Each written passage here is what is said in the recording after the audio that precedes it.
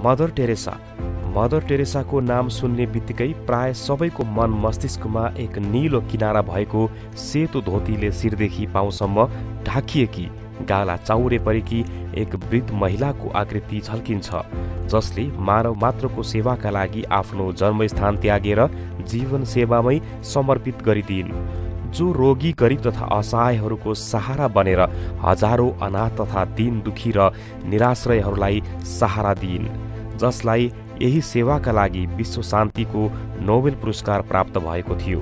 Mother टेरेसाको बारेमा हामी सबैलाई यति नै थाहा छ किनकि हामीलाई यही नै जानकारी दिइयो। दीन दुखीको सेवा गर्नु अत्यन्तै सराहनीय र उत्तम कर्म हो। मानव मात्रको नभएर समस्त प्राणीहरूको सेवा गर्नु हरेक मनुष्यको परम कर्तव्य हो।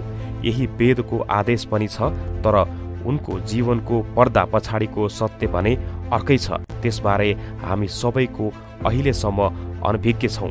यही सत्यलाई उजागर गर्नु नै यो छोटो भिडियोको मुख्य उद्देश्य रहेको छ। सत्य जति तितो या टर्रो भए पनि त्यो सत्य नै हुन्छ, चाहे त्यो कसैलाई मन परोस् या नपरोस्। भारत तथा नेपालमा कार्यरत इसाई संस्थाहरूको मुखौटो सेवा हो भने त्यो मुखौटो भित्रको असली अनुहार भने प्रलोभन, लोभ, लालच, भय र दबावद्वारा इसाईकरण गर्नु हो। यसबाट त यही प्रतीक हुन्छ कि जुन सेवा कार्यको नाम वा मिसनरीद्वारा गरिँदैछ त्यसको मूल उद्देश्य ईसा मसीहको लागि भेडाहरूको हुल बढाउनु नै हो। सन्त त्यो हुन्छ जो पश्चाताप रहित एवं जसको उद्देश्य मानव मात्र नभएर समस्त प्राणीको भलाइ होस्। इसाई मिसनरीहरूको पश्चाताप पूर्ण कर्म यसैबाट बुझ्न सकिन्छ कि तिनीहरूले केवल तिनै रोगी गरिब असहायहरूको मात्र सेवा गर्न चाहन्छन् जसले इसाई मत ग्रहण गर्न तयार हुन्छन् या तिनीहरूलाई उक्त मत स्वीकार गर्न बाध्य पारिन्छ। मदर टेरेसाको जन्म 26 अगस्त 1910 मा स्कोप्जे, मेसिडोनियामा भएको थियो। 12 वर्षको कलिलो आयुमा उनलाई ईश्वरले पुकार्दैछ भन्ने महसुस भयो। 24 मई 1931 मा उनी भारतको कलकत्ता शहरमा आइन् र यहीँको भएर रहन थालिन्। कलकत्ता आएपछि धन कमाउनका लागि उनले आफ्नै दोकान आरम्भ गरिन्। दोकान थियो कलकत्तालाई रोगी र गरिबहरूको सहरको रूपमा बदनाम गरेर स्वयंलाई तिनीहरूको सेवा गर्ने सेविकाको रूपमा चर्चित गर्नु। यसमा उनी अन्तर्राष्ट्रिय स्तर सुनियोजित ख्याति प्राप्त गर्न सफल भइन्। उनी केही वर्षमा नै करुणा र सेवाकी देवी, दयाकी देवी, मानवताकी सेविका, असहाय र गरिबहरूकी उद्धारक, लार्जर देन लाइफ भएको छविले प्रसिद्ध भइन्। हुन त उनलाई सदा भेटिकन र मिसनरिज अफ च्यारिटीको सहायताले गरिब तथा विवशतामा पिल्सिएकाहरूलाई प्रलोभनमा पारेर इसाईकरण गरेको आरोप नलागेको पनि होइन। सत्य तथ्य त यो छ कि आरोप लगाउनेहरू पनि कुनै हिन्दू सङ्घ संस्था नभएर धेरैजसो पश्चिममा प्रेस या इसाई पत्रकारहरू नै थिए। यसबाट सन्देह अरू अधिक गहिरो भएर जान्छ। आफ्नै देशका गरिब इसाईहरूको सेवा गर्नुको सट्टा मदर टेरेसालाई भारतका गरिब तथा गैर इसाईहरूको उत्थानमा यति अधिक रुचि हुनु के संकेत गर्दछ? तपाईहरू स्वयं अनुमान गर्न सक्नुहुन्छ। मदर टेरेसालाई विश्वका अनेकौं ज्ञात तथा अज्ञात स्रोतहरूबाट निकै ठूलो धनराशि दान या चन्दाको रूपमा प्राप्त हुने गर्दथ्यो। सबैभन्दा आश्चर्यको कुरा के छ भने मदर टेरेसाले यस विषयमा कहिले पनि सोच्ने कष्ट गरिनन् कि उनका धनदाताहरूको आयको स्रोत या प्रतिष्ठा कस्तो छ। उदाहरणको लागि अमेरिकाको एउटा निकै नाम चलेको प्रकाशक रबर्ट मैक्सवेल, जसले आफ्ना कर्मचारीहरूको भविष्य निधि कोषमा $650 मिलियन को घोटाला गरेर त्यसमध्ये मदर टेरेसालाई $1.25 मिलियन चन्दा दिए। मदर टेरेसाले मैक्सवेलको पृष्ठभूमि जान्दथिन् वा थिइन्? दान तथा चन्दाबाट प्राप्त हुने पैसाको प्रयोग सेवा कार्यमा सायदै हुँदो हो। यसबारेमा कलकत्ताको निवासी अरूप चटर्जीले आफ्नो पुस्तक द फाइनल वर्डिक्टमा राम्रोसँग लेखेका छन्। उनी लेख्छन्, ब्रिटेनको प्रसिद्ध मेडिकल पत्रिका ल्यान्सेटका सम्पादक डाक्टर रबिन फकसले 1991 मा एकपटक टेरेसाको कलकत्ता स्थित च्यारिटी अस्पतालको भ्रमण गरेका थिए।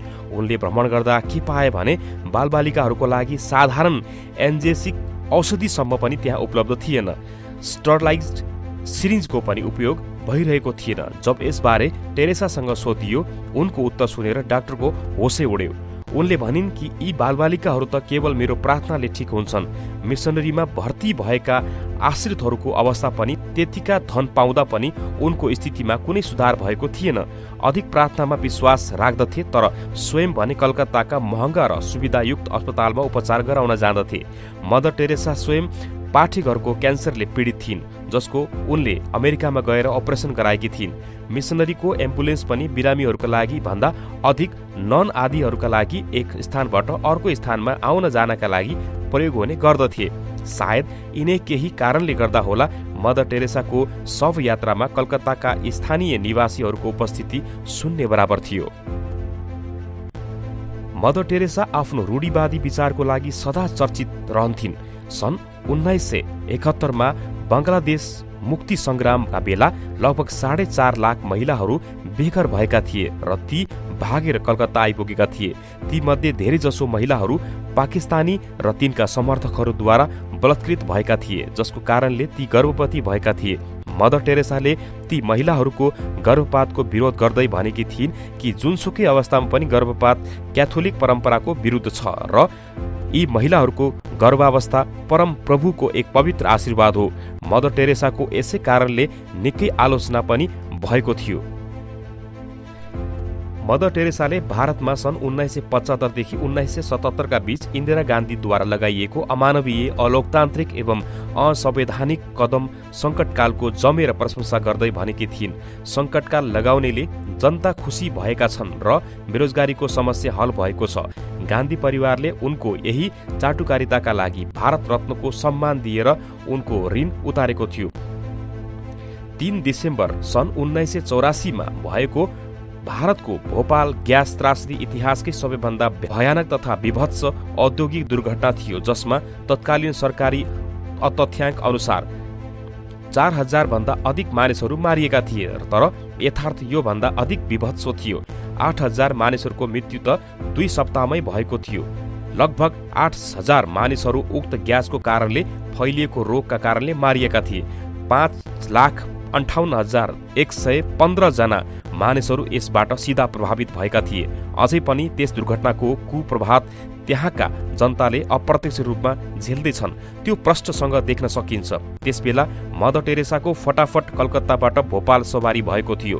केका लागि?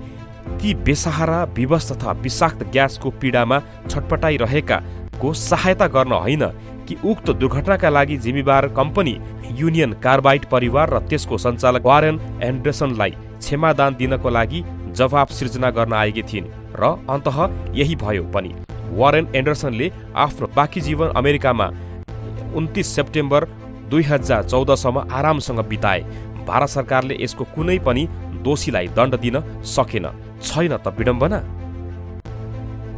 यही मदर टेरेसा सन् 1994 मा दिल्लीमा दलित इसाईहरूका लागि आरक्षणको समर्थन गर्नका लागि धरनामा बसेकी थिइन्। तब तत्कालीन मन्त्री सुषमा स्वराजले उनीसँग प्रश्न गरेकी थिइन् कि टेरेसाले दलित इसाई जस्ता उद्बोधनको रूपमा चर्चामा जातिवादको प्रवेश गराउन चाहेकी छिन्।